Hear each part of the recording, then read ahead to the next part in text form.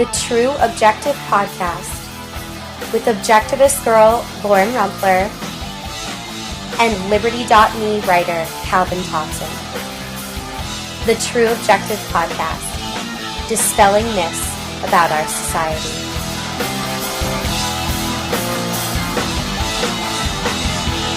Hey guys, and welcome to another episode of True Objective with your host, Objectivist girl, Lauren Rumpler, and Calvin Thompson, writer for Liberty.me. Say hello, Calvin. Hi, Lauren.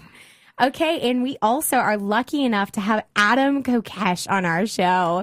So say hi, Adam. Hey, everybody. So Adam and I met at a festival in Vermont, the Freedom and Unity Festival. We had a show before that, but it was cool to actually get to meet him in person.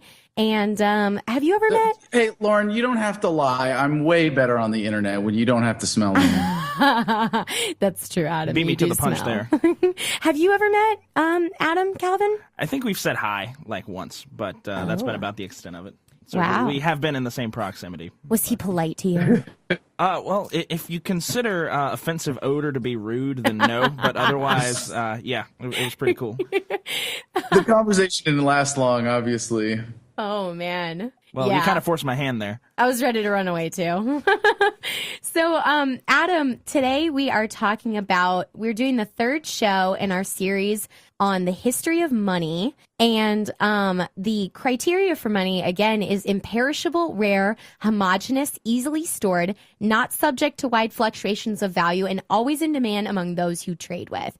And this was taken from actually Alan Greenspan, believe it or not, who wrote a paper while he was an objectivist called the Importance of the Gold Standard. And this is, Ayn Rand's principles. They're my principles. I think they're really good objective principles in general. And today we're going to talk about paper notes first. So you want to go ahead and take it away, Calvin? Oh, Lord. For starters, we're going to look at paper notes gone bad. And there's really no better historical example of paper money getting way out of hand than the Weimar Republic and the German mark. So when World War I broke out, most countries decided to raise taxes. France imposed its first ever income tax. Now, America wasn't in the war yet, but they passed an income tax in 1914 as well. So that was kind of the era of large nation-state taxation, and that's how most countries decided to do it. Germany took a different approach. It made it illegal to exchange marks, which is the German unit of currency, for gold, first off. So they essentially went off the gold standard. And then they borrowed all the money they needed, which was quite nice. If you were a German citizen at the time, you didn't have to pay any extra taxes. But honestly, I don't really know how I feel about that. As much as I hate war, if your country is going to go to war, I kind of think the citizens should feel it, if that makes sense. Yeah. What do you think, Adam?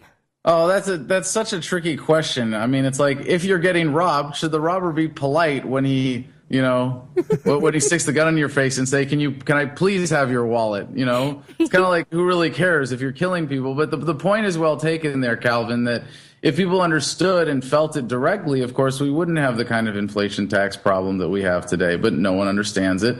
No one cares to. And, as long as life goes on and the propaganda keeps them with their heads in the sand, then, like the Weimar Republic, you can get away with printing money all the time. And, that's, as long as people don't understand it, how they're being ripped off, they're way more likely to support the policies being paid for that way. Agreed. I mean, controversial as always, Adam, but totally true. If you're going to rob somebody, at least be straightforward about it. Don't, go behind people's backs and pretend you're doing something good for them. Honesty goes a long way when you're being stolen from. It really does. I'm much more likely to give money to someone who's on the street and just like, I want money for beer than, I would like to, take this money and go build my life, and they just want beer. It also makes revenge a lot more straightforward, but that's probably besides the point. So as a result of making it illegal to exchange for gold and borrowing all the money they needed, the value of the mark fell throughout World War I, as you would expect. Now, losing the war, of course, caused people to further devalue German currency. And in addition to that, Germany and Belgium especially, but a lot of European nations started demanding huge war reparations from Germany, and Germany in particular. Now, it's true that Germany did follow some particularly brutal strategies, especially in the invasion of Belgium throughout the war, but they were far from the only ones. But nonetheless, especially with the U.S. coming into the war at the very end on the side of France and England, they were able to strong-arm a bad reparations treaty. So basically what the Germans had to do, because the payments were demanded in gold, not in cash, was they started printing large amounts of money and then buying gold almost immediately. So they would go to the money printing factory, roll out a bunch of bills, buy gold, and use it to pay their reparations. But people caught on to that pretty quickly, and inflation started getting rolling. So at the end of World War I, the German mark was worth $1 was worth 6.7 marks. So by August of 1922, that's awful. Oh yeah, but by August of 1922, so what is that?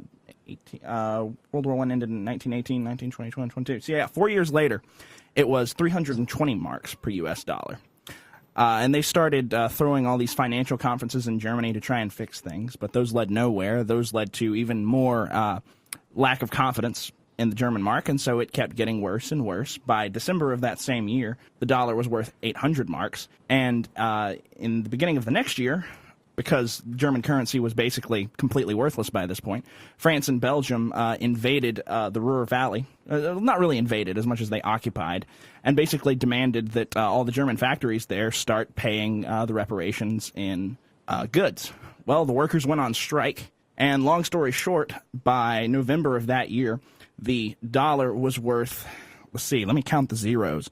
That is 4,210,500,000,000 marks. Oh my God. That is 1, 2, 3, 4, 5, 6, 7, 8, 9, 10, 11, 12, 13 digits. Good Lord.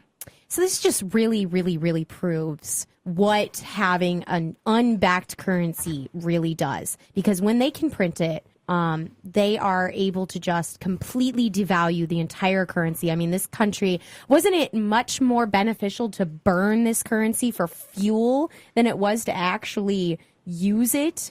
Especially the older currency. By the time it was worth, trillions or, but by the time the currency was worth trillions or billions to a single dollar, especially the older currency that had been printed a few years ago and had significantly fewer digits, it was just easier to burn cash than it was to buy firewood. There are stories of people hauling around their money in wheelbarrows in order to buy bread. I'm not sure how anecdotal those are, but it tells you about the state of Germany at the time. Now, there's at least one photograph of that. Oh, is there? I'd ask fantastic. you, Adam, what your 2 cents is, but I'd have to compensate for inflation. So, what's your $5? Well, I mean, you know how I feel about this, and it's just the only comment I want to make is to put this in the historical context so people see this as part of the continuum of human development and technology. Like you mentioned, the institutionalization of the income tax about that time. It was, 1914 in the United States? Yep. And it was something that prior to the rise of modern bureaucratic governments and, pen and paper and organization and filing cabinets and all that stuff, and I know that's all existed in the past, but the direct level of invasive taxation was not quite possible at this scale until that point in history. The fiat currency racket as well was a relatively new one. Obviously, you needed strong, large central governments with the bureaucracy to carry this out, the printing presses, the technology, so to speak. But it's sort of like this it's not so much a product of new technology as much as new technology meeting new techniques, meeting critical mass, meeting the momentum of the paradigm of statism. And the reason I think it's so important to consider that is then you can look to where we are today and understand the phenomenon that we're experiencing in proper context and see where we're going. And the other thing is that when you're able to see it in those terms and you go, okay, technology, momentum, society, population, blah, blah, blah, you see that it's when you're able to tease out these relationships, you can also see that they're all following an exponential growth curve, and they're all accelerating. And it's very exciting to think that while we saw this, development of these rackets over the last couple of hundred, maybe thousands of years even, and we've seen different ways that technology helps people evade those rackets. All of that is really accelerating too. Am I jumping ahead here to start talking about Bitcoin?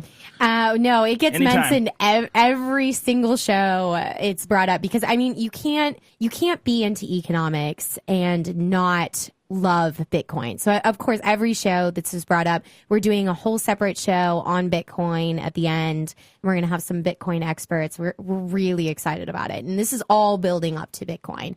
Well, Lauren, I hate to break it to you, but there are old people typically in the movement who love economics, who have been gold bugs their entire life, who can't wrap their heads around Bitcoin. I mean, goodness, Adam, you know, I am the biggest gold bug there is ever, because I'm an objectivist and I love gold. I'll tell you what, objectivists all have a metal fetish. I mean, read Atlas Shrugged and you will realize that we all have a metal fetish. And I will tell you that Bitcoin is going to be the hero of the world. It will save the world. It will end poverty. It will grow our nation. And I'll tell you what, individual liberty will never be greater than when Bitcoin truly takes off. That said, there's good sense in diversifying your portfolio. Yes, I that's have true. just about as much silver as I do Bitcoin, and it's probably going to stay that way. It's a very good thing. Yes. Well, I'm really glad that you put it in context as a fetish, because the reality is that it's about real property, and it's a logical inclination towards real property as opposed to fictional property or money-based property or mechanisms that are based on debt, that are based on theft. But as long as we're on fetishes, you know, why not tell us about some of the rest of yours as an objectivist, of course, Lauren. Of course, you would focus all your energy on that. Well, definitely. I mean, as an objectivist, I mean, with all the consensual non-consent rape scenes going on in the books, you know, that's most people assume that. But you know, I'm going to just spell that myth now. I am not into consensual non-consent, so please don't try that on me. If you meet me, please don't try that on me. That being said, I've hung around with Lauren enough to know that she likes her men like she likes her authors, depressed and Russian. So.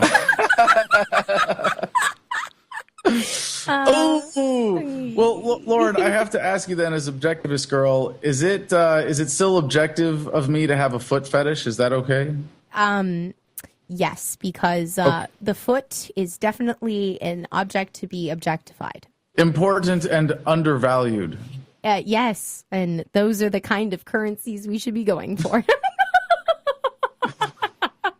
Now, speaking of which, I wanted to jump in earlier when you mentioned the criteria for what constitutes money. And what you really mentioned there was a list of typical preferences that people have for media of exchange. Mm-hmm. Because you mentioned non-perishable. That's not true. You can have perishable money. You can have money that expires. You can use food supplies for money. You can, when things go south here, I'm going to be trading in MREs, and those are going to be my currency. Well, I guess MREs aren't really perishable. They're for the food that lasts forever, whether or not you eat it. But that's kind of a marine joke. Yeah, but I think you're talking about what you can have versus what is desirable to have. And those are the qualities of a desirable. If we were to find the perfect currency, they would fit all of those qualifications. Yes, food is an acceptable trade method, but it's not the most desirable. That being said, you don't have to worry about inflation if it's being constantly eaten. Yeah, that's true. I've always figured if there was some sort of apocalypse scenario that ammunition might be a good idea. And again, you won't have to worry about any massive inflation because it's going to be expended just as quickly as it's being created. But to call the criteria for money, or to call preferences for money criteria, is kind of engaging in a form of central planning, isn't it? No. It's an advisement. No. And Ayn Rand even said that she was a philosopher, not a central planner. So no, I am not trying to centrally plan anything. The thing is this is an advisement for people. I don't mean this in like all right, well then there's going to be this and then there's going to be this. But part of what makes objectivism and the economic perspective so important, and for me as a libertarian to be able to say, well, I don't know what the market is going to provide in a free society. I don't know what a nonviolent system where everybody's preferences are respected is going to produce. So to say, like, for me to say there's going to be flying cars is not to say, well, one of the criteria for legitimate transportation is that it have 4 rotors and be able to pick you up with a little cab that drops down out of the sky and then flies you around. That's a preference, and I'm making the prediction that the market is going to prefer that. But a lot of the people, here's the danger with this, is that a lot of people who called their preferences or general preferences or even very strong historical obvious preferences for money ended up discounting Bitcoin because they didn't understand how it was different and still served as a media of exchange. Okay, a few points here. First of all, what you are saying is basically as if I had laid down the criteria that it be green. What I'm talking about is abstract concepts of what money should look like in order to be easily used and easily stored and all of those things. So what was the rest of the list? You want to go back and read that list again? Because it's an important one. It's a lot of concepts. It's very important. So the more, the idea is the more it meets, the better the currency. Not that you can't use other currencies. I mean, I wouldn't expect people to do exactly what I tell them to do. It's just, this is my advice for people when they're determining currencies. And Bitcoin meets more of these criteria than U.S. currency. So there's imperishable. Faint praise. There's imperishable. Bitcoin's a lot more imperishable than U.S. currency. I mean, I proved that in my, calling U.S. currency Bitcoin is an insult to Bitcoin. Well, even that is somewhat disputable. I mean, it might be a little harder to burn, but on the other hand, I know for a fact that a stack of cash can sit outside in the rain for a few hours, whereas I would not do that with my hard drive. Well, I mean, you should have had a backup. I'm not saying it's idiot proof. So let's see. You can dry those Bitcoin right off. They'll be fine.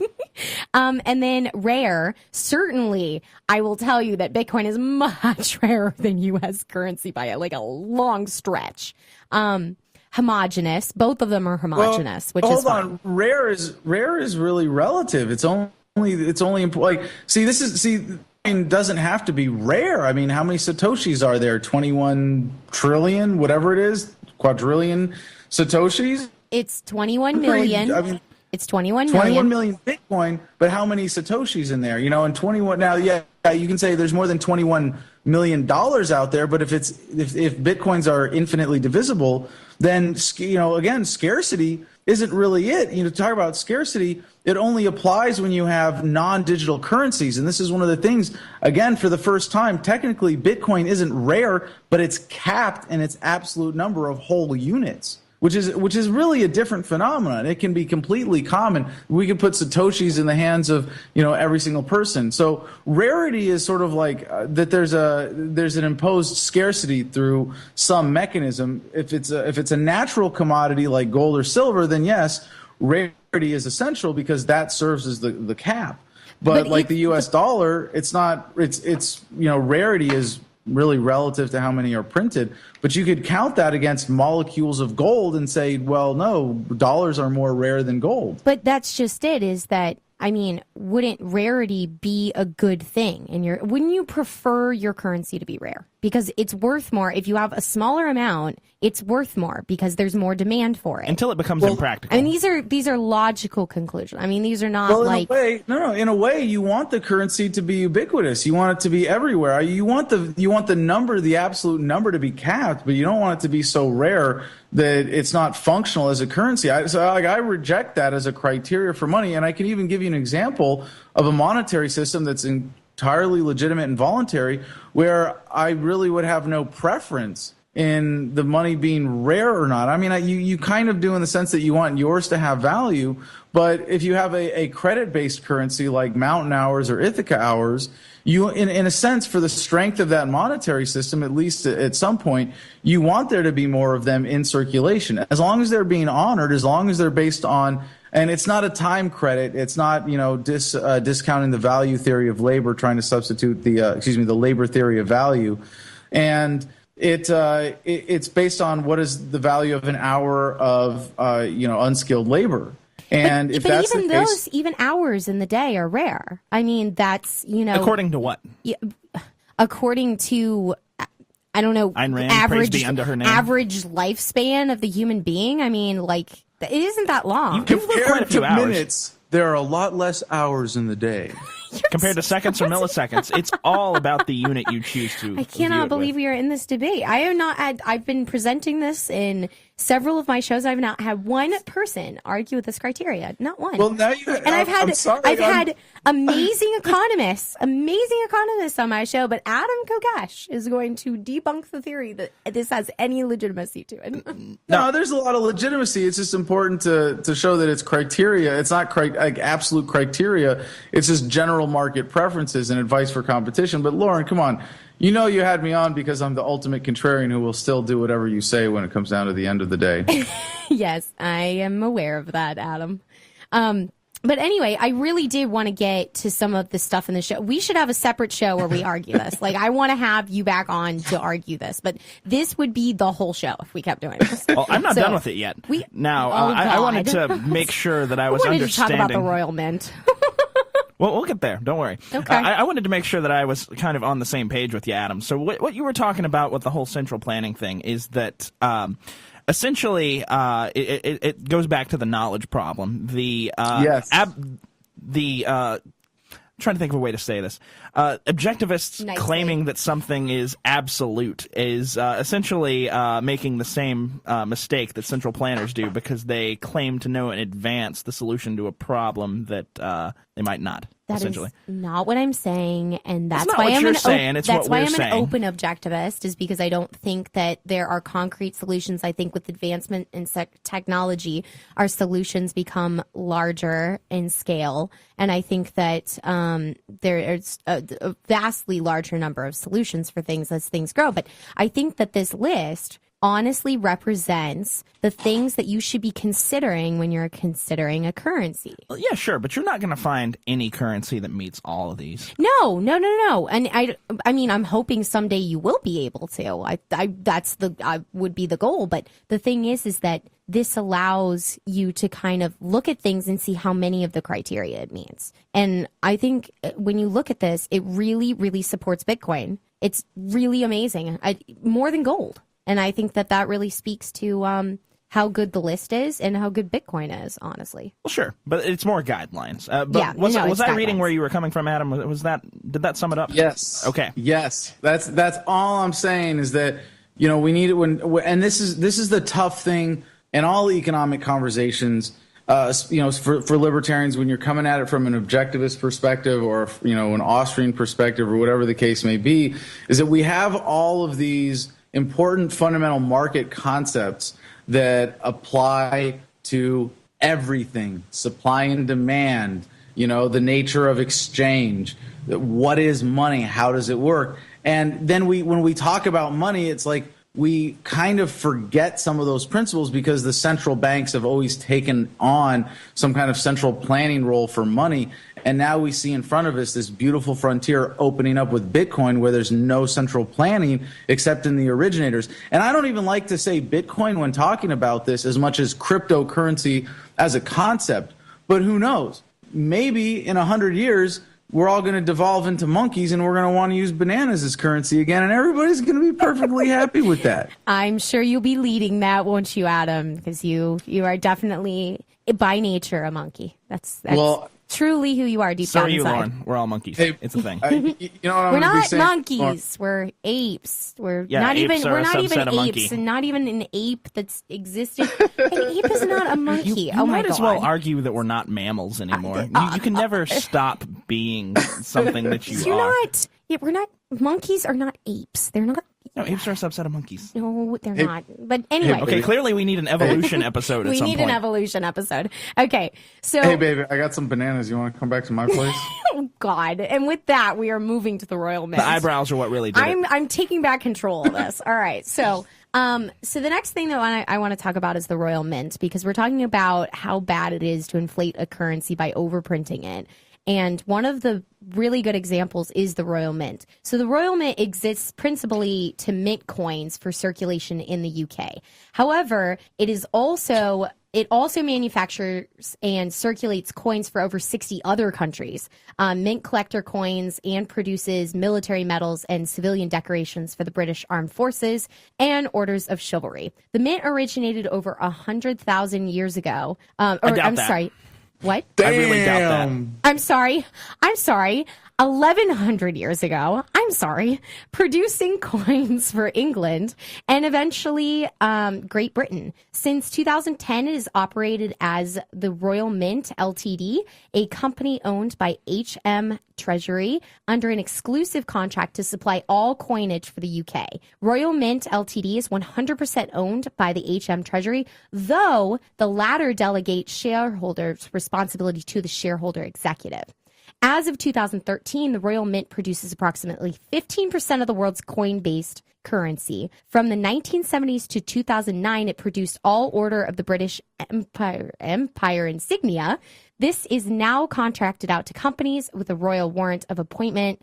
The Royal Mint in London also produced coins for Canada until a branch was opened in Ottawa, Canada in 1908. In 1913, control of the British branch mints was passed to the Canadian government and then became the Royal Canadian Mint. So basically, these people own 60 other countries' currencies. And this is, I mean, they are overprinting 60 other countries' currencies. And freak fact, did you know, one notable, because I said I was going to do freak facts and I skipped it last show. One notable historical figure who served as master of the mint was, drumroll please, Sir Isaac Newton. Well, he was also an alchemist, actually. I know. Yeah, isn't that amazing? He did the whole lead into gold thing. He also, if I'm not mistaken, was a bit of a spiritualist. He had opinions about everything. I guess he just statistically had to be right about something. Yeah, it's kind of like Adam that way. He was. I'm kidding. Right. Oh yeah. That's Adam. Hey, you know what opinions are like? Do tell. Careful Assholes. there. Oh no, now it's not a clean show. All right. Everyone's got one and they all stink. Okay. Especially yours. How'd I know you were going to take it there? I was just quoting a drill instructor. But is it just me, or does this kind of control over printing money in one central location make you super nervous? Because it makes me super nervous. Well, it's not my money, quite frankly. People are always going to want to centralize things like that more than they probably should in a worst-case scenario. But, I mean... What do you think, Adam? I got nervous once, and I didn't like it. I didn't do it again. Okay. All right. That's a good answer. So you're never nervous. All right. Got it. Well, you were in the military, so, you know, I guess that takes all the nerves out of you, right? They train it out of you, don't they? I have no nerves left in my body whatsoever.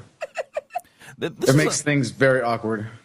My concern is really just that, I mean, when you get to this level of control, you really can do pretty much anything, because these people could just, I mean, what's stopping them from coming out one day and just saying none of these currencies are worth anything? That's bad business. If it cuts into their profit margin, they're not going to do it. Does it matter? I mean, when you're in control of the currency for all those countries, I mean, does it matter if it's bad business? You control the money. I mean, what are they going to do to you? Just like be mad at you? Well, this is a really, really important concept for especially young libertarians to figure out and to get over, because when you're brought into the liberty movement or the freedom movement, you know, and there are a lot of older media producers out there selling gold and silver, and you know, I'm sponsored by a metals company and I love it and they do an amazing job, and it's I'll even get a plug in on your show for my sponsor, Amagi Metals. Oh, we had him on last show. Yeah, he was on our last show. Yeah, they're awesome, and they take cryptocurrencies for metals, so they're legit innovators. But there are some things that I will not tell you as reasons to buy gold that a lot of people have used as fear mongering. I'm not going to name any names, but there's some obvious ones out there who have said, who have been saying for 40 years,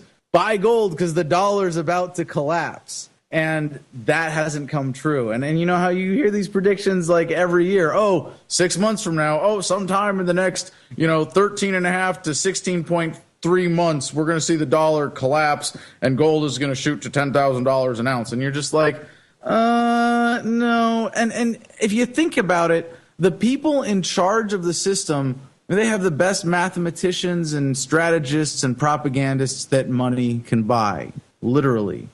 And they are going to keep the course. system going as long as they can use it to rip people off. A failure in the Control. system is not going to be what crashes the currency. It's going to be that most people have opted out of it, and it's just sort of like cast off at that point. I'm So actually it's- totally with you on that. Yeah. and I'm not saying that a collapse isn't possible, but no, it's more likely going to be a very, very continued slow death. You know, maybe Bitcoin, maybe cryptocurrencies will really be an accelerant to that, but it's still going to be around for as long as they can keep it going, and it's not going to collapse because they're going to squeeze every last, I want to say cent or dollar, but no, every last, drop of value of blood out of the economy that they can with these systems, as long as they've got them going. They're not just going to let them crash and be like, oh, we got bored ripping everybody off to the tune of trillions of dollars. We just let the thing go and so decided to let the people who own go. Yeah, no, I agree with you. And, the biggest reason that I agree with you is really because we've seen them hold up the currency with the petrodollar for a number of years. I mean, we've only recently got off the petrodollar, maybe in the last 10 years. And so that was holding up the U.S. currency because everybody had to trade in U.S. currency for oil. So, of course, the currency can't go out when it's being held up by massive economic use. I mean, they had to use it for oil. So, I know that there are probably other systems that we're using to hold up our currency. It's really the only one I know about now. I'll probably research all of them for the next show, because that would be a really good show. What's holding up the U.S. dollar? So yeah, no, I'm with you. I think that our government are a world superpower. And they can hold up currencies with other mandatory uses. So, like oil and everything else. So I don't see why our dollar would ever honestly collapse when we can create a false sense of security in the U.S. dollar by holding it up, by requiring it to be used for certain exchanges. That's my view on it. Can I come And in? that's the tipping point. Oh, yeah, you can cut in. What's Okay. up? Well, it's something that we've touched upon a little bit, but I just want to make sure that no one walks away with the misconception that metals necessarily indicate a strong currency.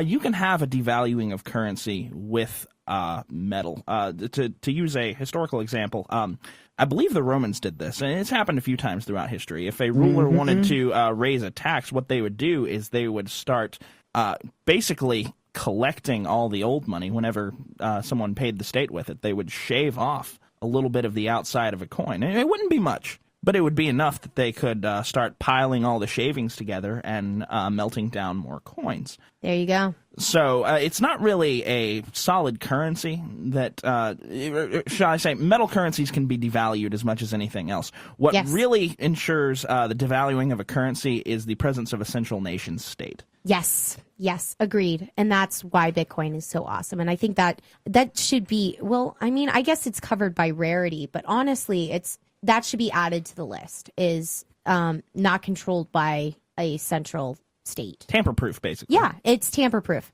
In fact, I've decided, Objectivist Girl has decided, dun dun dun, Objectivist announcement, that is now on the list of things. So, Well, you can't argue she's on the board. it is imperishable, rare, homogeneous, easily stored, not subject to wide fluctuations of value, always in demand among those you trade with, and tamper-proof. And I think tamper-proof is really the ultimate one here. I think it's like number one on this list, I think. Oh, you could tell that my bananas were counterfeit? Yeah, I can make any rules I GMOs, want. man. I'm objectivist. GMOs girl. are tampered bananas. GMO bananas. GMO bananas. And I'm objectivist, girl. Like I said, she's on the board. I am. There's no arguing. I'm on the board. I'm on the objectivist board.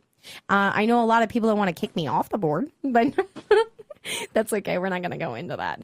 So, yeah, tamper-proof is a really good one, and I think that, yeah, that's really cool that we discovered that through the show. I'm really glad we're doing the show.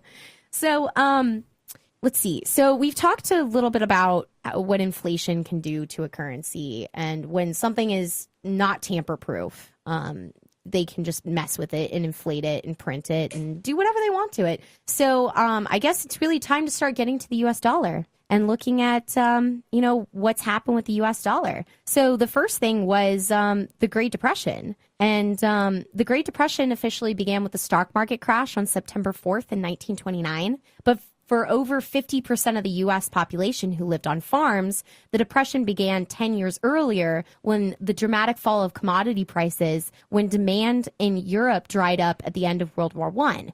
Much of the roaring part of the 20s was the result of loose credit and stock market speculation. This speculation is thought to have sown the seeds of the Great Depression. So I thought this was really super interesting. And I know you had something to add to that as well. Well, it's just when the Great Depression started, people realized that they should probably start stocking up in gold. So they started demanding the gold value of their money because that was still a thing you could do back then. Now, the Federal Reserve decided to raise interest rates as a result. But no matter what they tried to do, people would do something called a bank run, where basically a bank would be overwhelmed with everybody demanding all their cash. And since they only had so much on hand, they couldn't really pay it out. Banks would be drained dry in the course of a few hours, and it was just a complete nightmare. So that's really where the Federal Reserve started to get the idea that maybe a gold standard wasn't such a great idea after all. Yeah, and so... Well, hold on. Not get the idea. You mean they had the excuse for the propaganda to get the American people to believe that? Well, yes, that too. But that being said, I don't think that many people in the Federal Reserve have actually thought to themselves, let's destroy the U.S. economy. I think they're doing it out of benevolence, whether it actually works out or not. What you say might be true about, like, the bureaucrats. The typists and the secretaries at their, they're not too concerned about that. But the people that are the real string pullers, they know what they're doing. And it's not let's destroy the economy. It's let's leech off of it. I mean, but they know that. Yeah, I don't think Janet Yellen is doing it out of benevolence at all. I think that woman is evil, evil, evil witch. I mean, I normally, Adam and I disagree on quite a bit, and Calvin and I normally agree, but I'm going to have to disagree with you on this one. I mean, on our show, we normally do. I mean, in real life, I don't like this guy at all. Lauren, I only pretend to disagree with you for the sake of entertainment. Oh, okay. All right, good. All right. He's really quite cuddly. I'm giving you a big old bear hug, by the way, the next time we see each other. If the audience could see his face right now, this is the Adam Kokesh face. This is the I am so adorable face. You're cheesing it up. So the thing was about the Great Depression that many economists believe that the government's tight money policies made the Depression worse and that the Federal Reserve did exactly the wrong things. According to Keynesians, although President Roosevelt tried public works, farm subsidies, and other devices to restart the U.S. economy, he never spent enough to bring the economy out of the recession until the start of World War II. But the Australian School of Economics... The Australian? I'm sure they probably have one. The Austrian School of Economics also blamed the Fed, but rather than not doing enough, they believed that the key cause of the Depression was the Fed's expansion of the money supply in the 1920s that led to an unsustainable credit boom. Yes? The Australian economic theory did have something important to say. They said it was insufficient beer. It was also founded 100,000 years ago. All foam, no beer. That's what we say about the idiots these days. So in February 1929, Austrian economist Friedrich Hayek published a paper predicting the Federal Reserve's actions would lead to a crisis starting in the stock and credit markets. According to Murray Rothbard, who wrote America's Great Depression, government intervention delayed the market's adjustments and made the road to complete recovery more difficult. And I'm surrounded by, well, you consider yourself an anarchist, right? Oh, yes. Okay, good. I'm surrounded by anarchists right now. So you guys should be pretty familiar with Rothbard and Hayek, and especially Rothbard's America's Great Depression. So what do you guys think? I mean, did the Austrian school get it right, or you think the Keynesians got it right? Marx, man. Marx for the win. Marx, huh? Yeah. There was a little bit on Marx. I didn't want to go into it because it's just so ridiculous. I don't even think people actually... There are a few people out there that are Marxists, but I think it's pretty generally accepted that the people are insane. There are more types of anarchists than there are ANCAPs. You do realize. I know. You never but- asked what type of anarchist I'm in. That's all I'm saying. That's true. But I think all the communists are a pretty small group.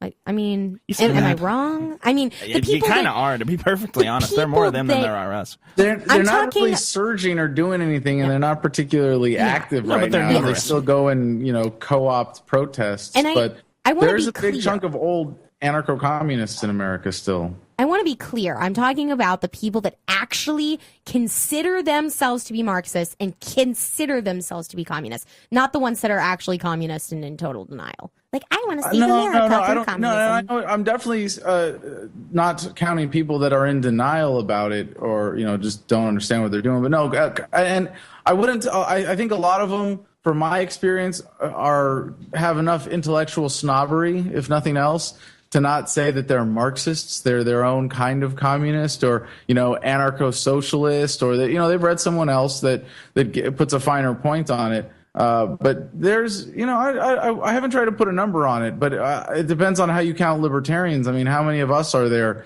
in the United States? If it's 1% of the population, that's 3.3 million. I don't think it's even that high. People that really can articulate a philosophical definition of freedom.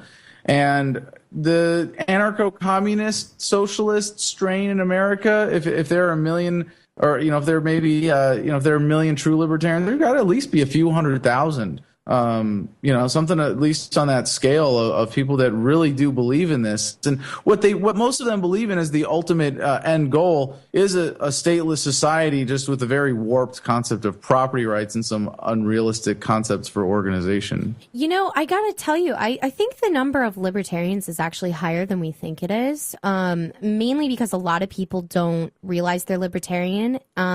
But even if you just take that out of the equation, I mean, there was a poll done recently where 17% of people, get this, 17% of people said that they would be totally cool with their state seceding from the U.S. 17%! That is ridiculous. And that's of the whole U.S. That's amazing. This is mind-blowing. Well, I think you hit it on the head there. And it's not, I don't care how people identify. I care how they act. And it doesn't matter to me if the word libertarian loses all meaning and no one calls themselves that starting tomorrow. Yeah, me I neither. really don't care one little bit. I care how they act.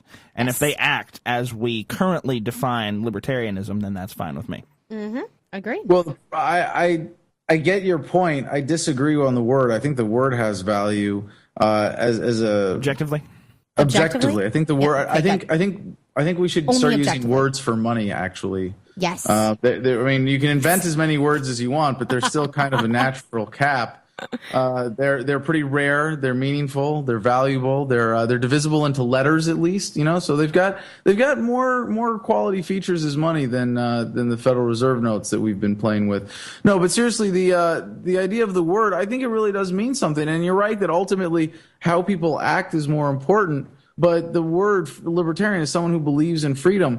I think it is really important. I think it's driven by a paradigm shift. And if people, here's the problem, you say how people act. And I would also disagree with your assessment there based on the current definition of libertarian, because the way most Americans use the word libertarian, it's okay to go to your 9 to 5 and pay taxes and work a government bureaucrat job. And it's not. You are supporting the system. Fair enough. Maybe you're saying I'm not using coercion directly, and everybody's going to support the system to some degree, but people who are philosophically grounded in libertarianism don't go and do stupid things like join the military. And that was me when I joined. I called myself a libertarian, but still thought it was okay to join the Marines. And I would never do that now. And I'm proud to say that I've convinced hundreds, if not thousands, of people to not enlist, and probably hundreds, if not thousands, to get out of the military. And it is really important to have a word that sums it up, because you need to know what those principles are. And if it's freedom, then you have to be able to define freedom. So that's how I define it.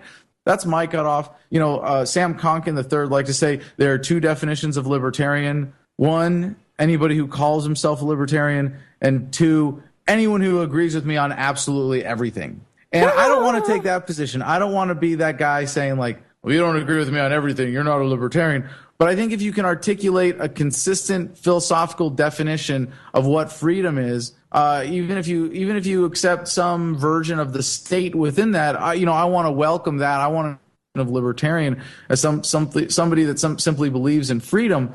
but we really need to deepen our understanding and our standard of having a consistent definition of what freedom is. That was an awesome rant. Okay, 2 things. I really, really liked that, first of all. But that's not my 2 things. So, Good. First of all, Would you like some bananas? yes, I'd really like bananas. Anyway, so that was great. That's going to be definitely the highlight of the show right there. Bananas. I'm gonna nickname the show Bananas. So anyway, that's this episode of Bananas. First thing, first of all, I want to tell you I really like the idea of using words as currency, because I feel like I could be so rich if we did that. Because when I was a kid, my mom actually came into my room one evening, and I'm still up, and I've got a book in front of me, and it's the dictionary. Because I'd read every You single book. actually read the dictionary? Yes, I read every Lord. single book in the house already, and I was bored, so I picked up the dictionary, and there were a lot of books in this house. I loved to read when I was younger. You must be Loved it. rich. I am so rich. vocabulary. I'm rich in knowledge, and that's just it. God, I love libraries. Don't you, Adam? They're awesome for Fuck reading yeah. material besides the dictionary. Oh, you guys. And then Hey, does anybody know where I can find the library around here? Is it that way? you guys are No? so mean. You guys are just so mean. Like I was never a cool kid, but I was Hey, cool. Well, yeah, you read the dictionary. But when The problem with libraries is that they're not going to carry this book that I just released, which is here for we free. go. And shameless plug interruption. No, but we want people to go and like sneak this. We're gonna go put it in libraries and just like leave it on the shelf. So when people check it out, they're like, well, I guess I'll just keep it. I remember Cool. when I was in college, back when I was a anarcho-syndicalist, that there was a phase. I stumbled across this book that had a title of something like "Please Steal This Book," and that's exactly what it was. Is it was this left Oh, I anarchist. saw Yeah. that. Abby Hoffman. I'm a big admirer of Abby Hoffman. I think he did a lot for the freedom movement in his own way, even though he wasn't a libertarian. But Steal This Book, that was like the hippie movement, the legitimate political hippie movement, the yippie movement. That was like a big book of inspiration from them. That I consider like my book now is against that. They sold 200,000 copies despite them all being stolen, but we're already creeping up on 100,000 downloads. Yeah, I'm telling you, this the whole copyright thing is very silly to me. I'm looking at it, and it really seems like there is no reason that you need to get it. I'm seeing that you're actually people who go without copyright actually seem to make more money than the people that do. Yep, Chapter 7, Section 6, intellectual property. It's in the book. We say about how just obscene and absurd it is to use violence to stop the free flow of ideas. But in today's market, hey, you want to compete, you got to get your stuff out for free, and that's all we care about with this message. All right, thefreedomline.com. Shameless plug over. Thank you very much. So yeah, you all should get Adam's book. It's a great book. I actually, Adam, I'm gonna pirate it. I have your sticker on the back of my phone, and when people look at my phone, they're like, "Oh, freedom!" And I'm like, "Yeah, it's a book by Adam Kokesh. You guys should get it. It's free." Hey, phone twinsies. Phone twinsies. Yeah. Let's see. So basically, we're running out of time.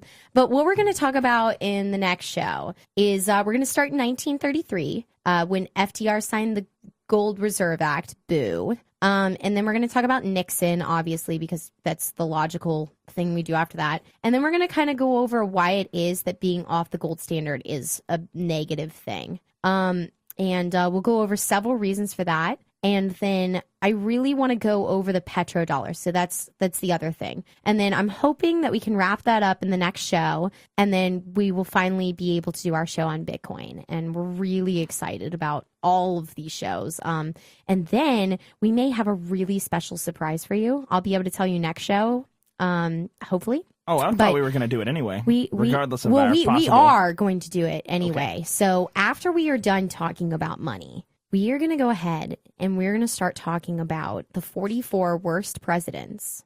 And if you can count, That's if all you of them. really know, that's all of them. So we're going to list them from best to worst. because we want you to stick around, and we figure if we start with the worst, there's no reason to stick around. So we're going to start with the best and work our way to the worst. Hey, Adam, And- who do you think the best president was while you're here? Whoever the last one is who gets rid of the whole thing, that's who will be the best Oh, you think the president. last president's going to get rid of it all? That's sort of like, what's the best Washington. murderer? Who's your favorite mass murderer? Who's your favorite serial killer? I think what what's you your might- favorite disease? You know, Who's your favorite president? Who is the best? did you know, Adam? I can pretty objectively vote for my favorite serial Did killer. you I know, mean, Adam, there's- there was a president that stepped down after his first term voluntarily, didn't run for re-election. Do you know who it was? There was only one. I don't know, but he must have had AIDS or something. Washington. George Washington. He Because did he two never terms. wanted to Yeah, be he totally did 2 terms. He did 2 terms. Oh, oh yeah, he stepped. I'm sorry, he stepped down after 2. There was no rule back then. I'm sorry, you're right. Well, there was no rule until FDR. The Yeah, only there reason was- everyone did 2 terms is because they thought it would be presumptuous and to they- exceed Washington. They wanted him to run for. They wanted him to serve another term. But he said no. This is as far as I go, pretty much. He didn't think that it was right, and that's yeah. So 2 terms. Yeah, sorry, killing, you're right. stealing, murdering, like that's all cool. That's all good. Suppressing tax resistance. Yeah, that's fine. Oh, but doing it for more than 8 years, then it's a problem. Oh, Adam. Oh, we're definitely covering the Whiskey Rebellion. If she Yeah. doesn't, I will. Yeah, we will. I mean, we're going to talk about it. It's going to be a great show. We're super excited about it. But yeah, so we're going to go ahead and wrap up. Adam, go ahead and tell people where they can find you. Pitch your book again. Tell us what's going on. Again? I mean, if you It's- wanna, If you don't I have mean, anything again- else to pitch, I mean, we Well, can I just know. go No, no, now. no.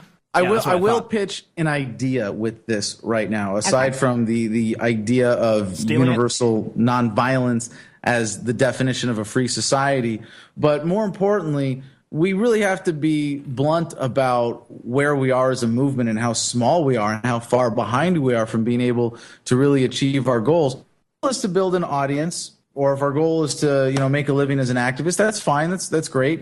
Serve the market. There's nothing wrong with that. But as activists, we have to really ask ourselves, what are we doing that is most effective, that is most efficient, and be ruthless in our analysis of what we're doing in terms of how does it actually move us forward towards a voluntary society. And as I see it, there are really 3 metrics to analyzing activism for freedom. One is that you help people live differently in a way that disempowers the state. 2, you actually reduce the amount of coercion in society by changing a law or a policy or getting a bad cop fired or something like that. 3, though, and this is the most important one as far as I'm concerned, it's right. I said it. Like a religion. You actually Yeah, blanked out then. you Say blanked that last out. one Say it again. Oh, like a religion, we need to win converts. We need to change the way people fundamentally think. It's not enough to get them to think about an issue differently or, to vote a certain way or to even just change one thing in their lifestyle. If they don't fundamentally change the way they think and ultimately reject violence as a means of social organization, then they're going to backslide and it doesn't really count. So I wrote this book to be the ultimate conversion tool, the ultimate outreach tool. And really, it's the quickest way. It's just 100 pages. It's free online in every format. It's free as an audiobook as well. And we just want to get the message out there. And so I've made a major commitment to this. I'm going mobile. You can see I'm in my studio right now. The infamous diamond plate wall is starting to be taken apart there. Wow. And the monitors are no longer behind me on this wall here. It's just empty space. Wow. So we're going to be, I'm going to be living out of an RV trailer for the next year at least of my life. And, but it's also very exciting. And I feel like this is the best way for me to win converts, is to go out and give away as many copies of the book as possible meaningfully. So I hope that people appreciate that and understand that if we really want to win converts, you have to look people in the eye. You have to find out what's going on in their life. You have to talk to them. You have to listen. And you have to ask them to really consider how much better their world will be without the violence and coercion of government in it. So that's what we're going to be doing, and I hope that y'all will support me in this because it's a really important endeavor. And right now we're raising funds to make it possible, not just to cover the expenses of the tour, but to give out as many copies of this book as possible. That's what I want to do for the next year. So I hope, Lauren, you'll include the link, but you can find it on our website, thefreedomline.com, from my Twitter, from my Facebook, that we've got an Indiegogo campaign going right now, and I really hope you'll support that. Yeah, of course I'll post the link, sweetheart. You know I will. You know what you should do is you should wear one of those short sleeve white button up shirts like the Mormon kids do. Ride your little bicycle around town. Oh my God! Door to Can you door. please do that? Can we have video of that? That would be amazing. We'll put it on we'll put a link under our show. If you do that. Knock on the door oh and my God. Sir, do you have a moment to talk about the word of freedom? I love it. It's going to be my version of that. Yeah. So, thanks guys for tuning in again this week. And that's where you can find Adam, and Adam's doing some great stuff. We'll provide a link so you can donate and check him out and get his book and all that other stuff. And of course, you can find Calvin on liberty.me because he does a lot of writing on there. Also, you can find me at objectivistgirl.com, Objectivist Girl on Facebook, or Objectivist Girl without the I in the girl on YouTube. And of course, you can check out this show at 8 p.m. Eastern Standard Time every Monday night on Liberty Movement Radio. And finally, you can check out my live show that I do every Friday at 6 p.m. Eastern Standard Time on the Voluntary Virtues Network. So remember, guys, knowledge is not for all men, but for those who seek it. So keep seeking.